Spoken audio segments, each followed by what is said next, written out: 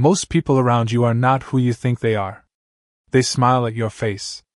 They cheer in public.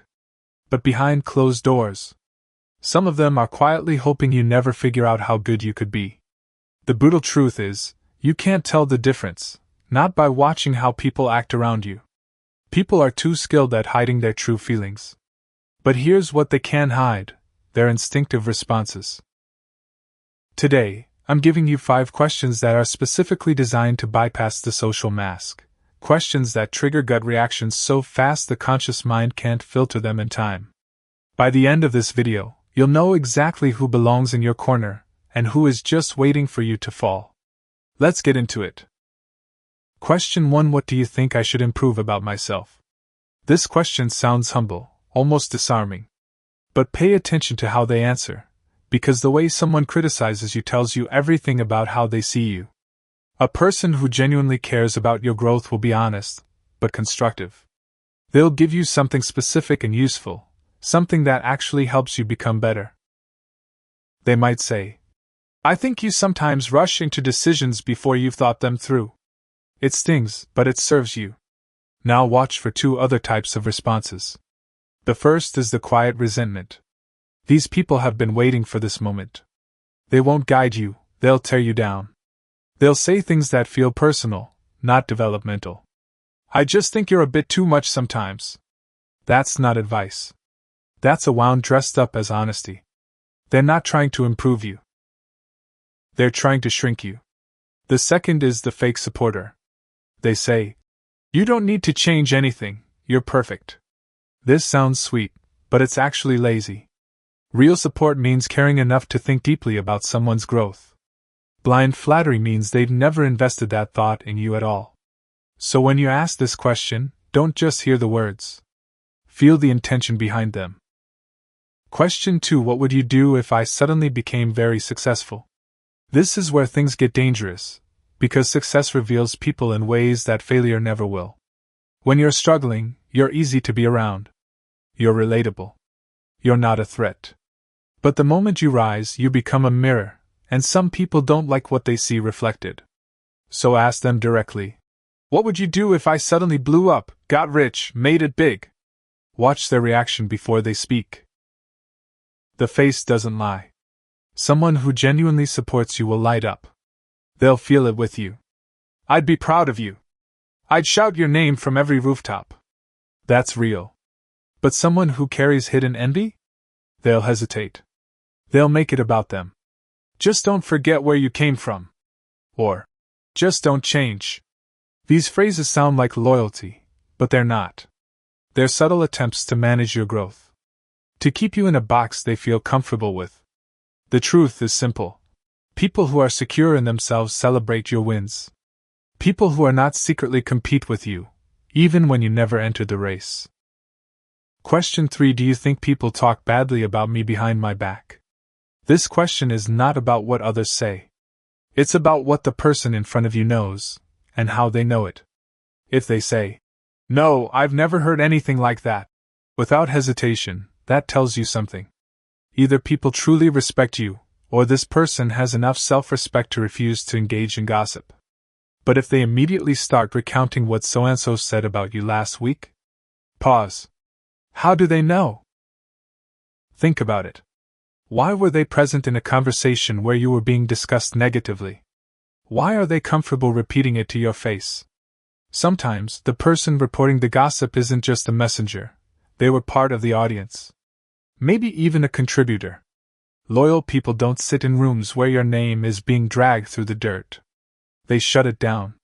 They walk out.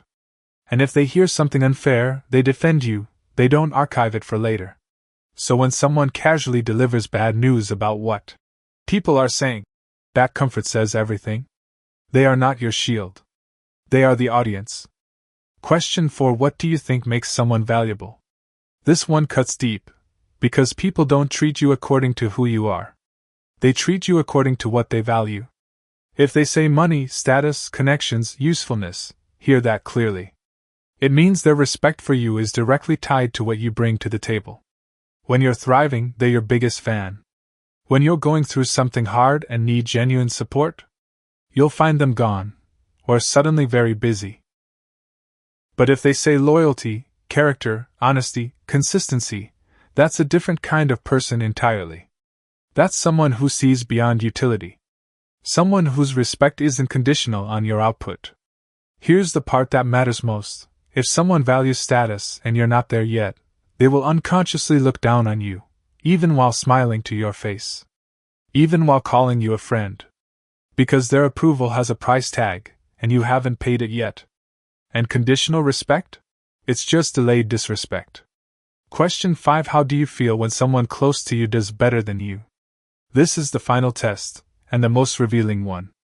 Because nothing strips a person bare like comparison. A secure, grounded person will tell you, "It inspires me. It shows me what's possible. I'm genuinely happy for them." That's someone who has done the inner work. Someone who sees other success as proof the path exists, not as an insult to their own worth. But an insecure person will stumble over this question. They'll hedge. I mean, it depends, as long as they don't rub it in. They'll create scenarios, conditions, exceptions. That hesitation tells you exactly what you need to know. People who struggle watching others win will eventually struggle watching you win. When that day comes, they won't be in the front row celebrating. They'll be in the back, waiting, quietly hoping you make a mistake they can point to. The point of all this. These questions are not about turning yourself into a psychological detective who suspects everyone. They're about something far more important, protecting your energy. Because the most dangerous mistake you can make in life is giving your loyalty, your time, and your heart to people who are merely tolerating you. Let that sink in. Some people don't love you. They tolerate you. They tolerate your presence until you outgrow the version of you they were comfortable with. And when you do, when you finally step into your full self, they reveal who they always were. Not in dramatic explosions, but in small moments. A cold tone. A subtle hesitation. A look that says they wish you hadn't made it. But you can't unsee it once you see it. And when you start paying attention, everything shifts. You stop over-explaining yourself to people who were never really listening. You stop chasing approval from people who decided their opinion of you years ago. You stop forcing connections that were never built on anything real. And you start doing something powerful. You choose. You choose who gets access to your time. You choose who deserves your trust. You choose who stands beside you when you rise. Because not everyone who claps for you is cheering for you. And not everyone who stays is loyal. Some are just waiting for the right moment to leave or the right story to tell. Once you see people clearly, you stop needing everyone. You stop confusing presence with loyalty, familiarity with love, and tolerance with genuine support. As Marcus Aurelius once wrote, "Everything we hear is an opinion, not a fact. Everything we see is a perspective, not the truth." The people around you are either pillars or lessons. Both have value. But only one deserves a permanent place in your life. If this hit home, don't just watch it and scroll on. That's the easy thing to do. The hard thing, and the worthwhile thing, is to actually apply it. Pick one person in your life today and ask them one of these 5 questions. Then just listen, really listen, to what comes back. For those who want to go even deeper into understanding how people really think and operate beneath the surface, I strongly recommend The 48 Laws of Power by Robert Greene. It's one of the sharpest books ever written on human behavior, how people pursue status, hide their true motives, and respond to others' success. It will permanently change how you read people. Drop in the comments, which of these 5 questions would be hardest for you to answer honestly? I want to know.